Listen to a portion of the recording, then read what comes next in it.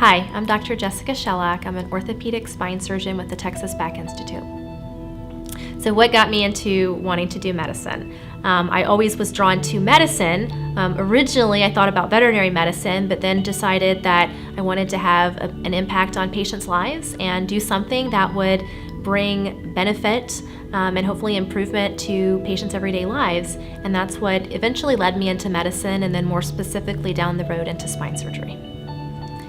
So when I was in my orthopedic residency, the public perception of spine surgery at that point, and even today, is that all spine surgery involves a huge incision from the neck to the low back with a terrible, painful recovery, and that patients generally don't ever get better.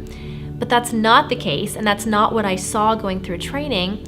And so it really kind of motivated me to want to be part of something that was a way to benefit patients with a minimal impact on their lives in a negative sense, but yet could bring such improvement on a day-to-day basis with decreased pain and disability, with smaller incisions and less recovery.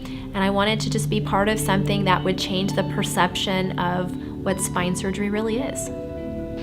So usually my hobbies involve hanging out with my kids, doing things on weekends. My son and I do Taekwondo together, so we do things like that and then try to find some time for occasional family trips, but usually we're mostly spending time at our house. I hope that, my legacy will be that, she strove to do everything possible to take great care of her patients and to make their lives better. And I think that, my goal as a surgeon is to make sure that every single person I treat is going to come out on the other end better than they were, so that they will, always feel like they made the right decision. And in fact, every time patients post-operatively come back for follow-up visits, I always ask them, are you still glad you did it?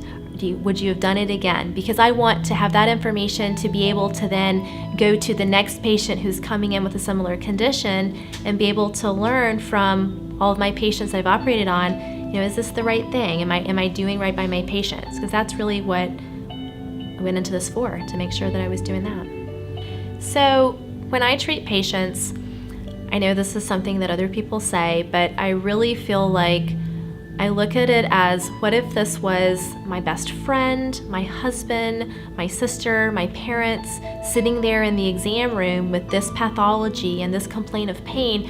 What would I recommend for them? And that is truly how I try to frame all of my patient encounters, is that I give patients options. Very rarely in what I do is there no option other than a surgery. And so it's nice to be in that position where I'm able to tell a patient that electively you may choose this, but you may also choose something that's non-operative. And so I really feel like the best way to treat a patient encounter is to inform them of what's going on so they understand the underlying process, understand how it's going to potentially affect them moving forward, and then understand what their options are and let them choose, so that they're an active part of the decision making as to what we do.